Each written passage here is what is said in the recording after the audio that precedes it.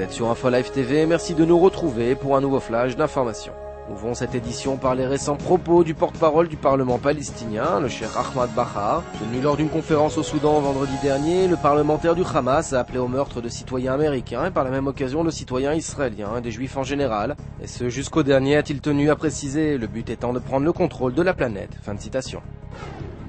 Les taux se resserrent autour d'Olmert. La ministre des Affaires étrangères Tzipi Livni agirait en secret dans le but de pousser le chef de l'exécutif à la démission à la suite du rapport de la commission d'enquête sur les ratés de la guerre du Liban. Pour sa part, Avigdor Yitzhaki, le chef de la coalition, a appelé mercredi le Premier ministre à quitter ses fonctions.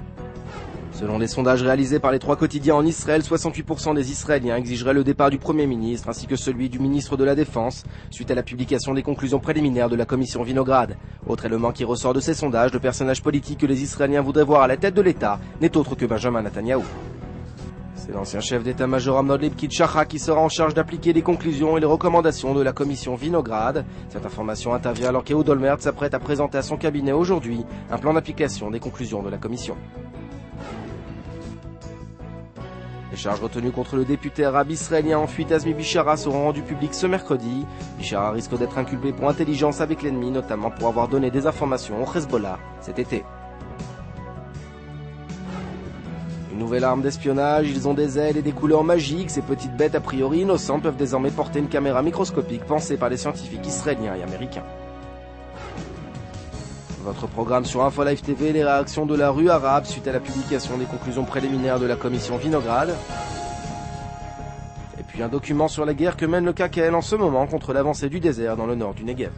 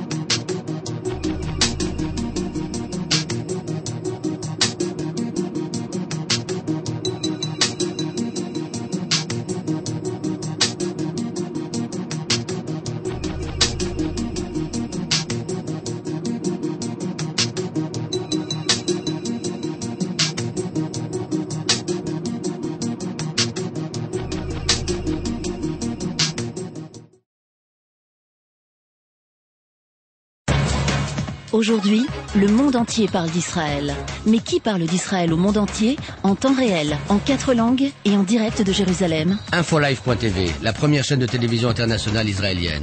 24 heures sur 24, 7 jours sur 7, suivez de l'intérieur l'actualité d'Israël et du Moyen-Orient.